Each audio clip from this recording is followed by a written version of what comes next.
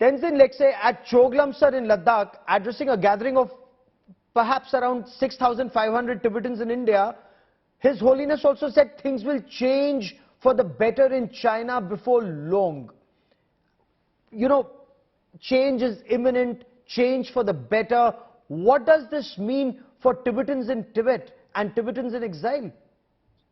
You see, the change is the most constant thing which is which obviously has to happen, right? There's nothing but the change which has to happen. So when you look at Tibet, even though how the torturous, right, how belligerent China is right now, but the Chinese leader need to understand that there have to be the responsible citizen or the responsible leader in the world, they have to be benevolent. So belligerence cannot work, right, at this age. So therefore, what they have to do is they have to make a kind of a benevolent. They have to take the role of a benevolence. But somehow there is a difficulty. So therefore, what we see in all over the world, the geopolitics, whatever it is, right, that China need to take a different stand. So for that, I think the change is imminent, right? So the Chinese leader need to understand there is a change of leadership, okay, right, which is going to happen. So what we see is change is constant, and change for China, of leadership is going to happen. On what basis are you saying? Because by all accounts, the information is that Xi Jinping will get another 5-year term. He's anyways chairman of everything, and he intends to be president for life. So you never know. In the world history, you never know what is going to happen.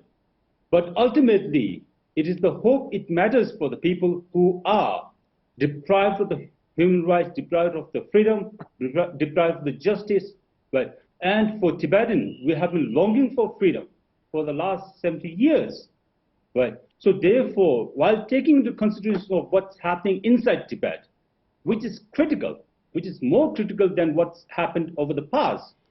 So therefore, we see that the change will be the imminent. But change will be imminent, you say, and what's happening inside Tibet, and I'll just come to you in a moment for that. Professor Chellaney, is this a double whammy for Chinese President Xi Jinping? China desperately wants to keep Tibet and Taiwan out of global focus, both at this moment, all eyes both on Taiwan and of course on His Holiness the Dalai Lama. Well, just last year in July, Xi Jinping made an unannounced visit to Tibet. Yes. And that visit began near the heavily militarized border with India. That visit really showed the centrality of Tibet in Xi Jinping's domestic policy. He is pursuing a two-pronged Tibet policy.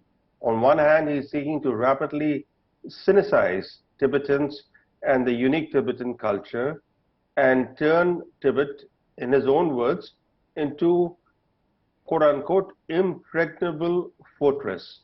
Yes. Second, he is also seeking to expand China's territorial control beyond Tibet's borders.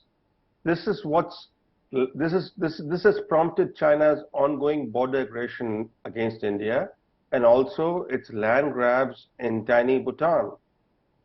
So given this reality, given this background, India must work to frustrate Xi Jinping's plan to install a pawn to succeed the current Dalai Lama.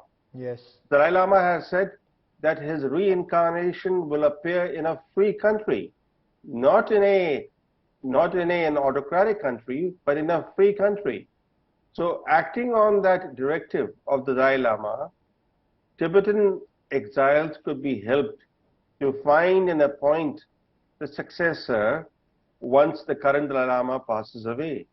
India should have a plan in place because the Chinese have a plan and India cannot be found wanting when the situation arises.